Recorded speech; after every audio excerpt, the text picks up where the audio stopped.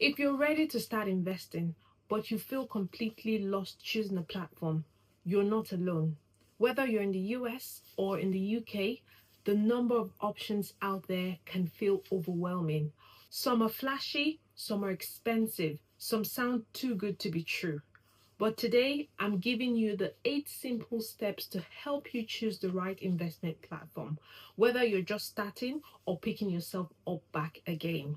And yes, I've put all 8 steps into a handy guide you can download and keep. So, with that being said, let's dive in. Tip number 1, know why you're investing. I want you to start here. What is your goal? Are you investing for a home? Maybe you just want to build wealth for later in life.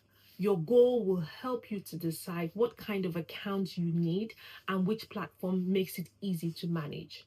In the UK, that might be a stocks and a shares ISA or a pension provider like Pension B. In the US, you might want to open a Roth IRA or take full advantage of your 401k. If you have no goal, it's like starting a journey with no map. Let's not do that. Okay? Tip number 2, check for hidden fees. Fees can quietly eat up your investments. Let's say you invest £200 a month for 30 years with an average 7% return. If your fees are 1%, you lose around £40,000 in growth over time. Now imagine if your platform only charges 0.2%. That's a huge difference. So I want you to look for a low fee platform. In the UK, you can check out providers like Vanguard or Freetrade, while in the US, look into Fidelity or Schwab. If you're not sure what to choose, you can ask ChatGPT. You can put in this prompt in there: list investment platforms with the lowest fee for long-term investors in the UK or in the US. Let it help you research. Okay, tip number 3, make sure it's easy to use. If your platform is confusing, you won't use it. Trust me, you would never log on. That's the truth. Look for something with a clean dashboard, easy setup, and helpful support.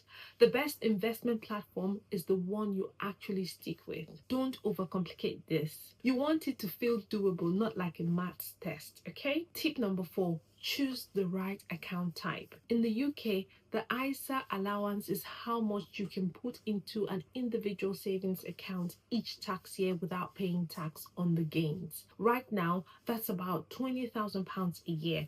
And yes, it's a big deal. In the US, your 401k has tax perks, and many employers match a portion of what you contribute. If your platform doesn't make these account type easy to manage, keep looking. Tip number 5, check what you can actually invest in. Not every platform gives you access to everything. Some only lets you invest in certain funds. Others let you pick from individual stocks, ETFs, or even bonds. Just a quick refresher, ETFs are like baskets of investments. You buy one thing and inside are pieces of many companies. Great for easy diversification. You can also think of buying individual shares of Apple, Tesla, or Amazon directly. Make sure your platform gives you the kind of options that match your plan. Some platforms don't let you buy individual stocks. Some platforms just specialize in ETFs and index funds. Okay? And if you're just starting out, look for one with strong index funds. Okay? Tip number 6, look at automation options. You're busy. Everybody is busy, and investing shouldn't become another chore. The right platform should let you set up monthly automation deposit and even auto invest. Some let you choose a portfolio and it handles the rest for you. You don't need to be glued to your phone to build wealth. Automate it and chill. Number 7, read the reviews beyond the app store stars. Dig a little deep. Search Reddit. Look on Trustpilot. What do real users say? Is the app buggy? Does it freeze? Does customer support actually respond? Don't wait to learn the hard way. And again, if you're stuck, ask ChatGPT. Something like, give me pros and cons of using Vanguard for UK investors. Tip number 8, Start small, then scale. Please don't wait until you feel ready. Ready is a myth. Start with £50 or $50 a month. Test the platform. Build the habit. No platform is perfect, but getting started is powerful. Once you're in, you can always improve and tweak things later. You don't need to be an expert. You just need a plan, a platform that works for you. Go through these 8 steps. Use them to guide your choice, and download the free guide linked below to help you with this. If this video was helpful, leave a comment and share it with someone who feels behind.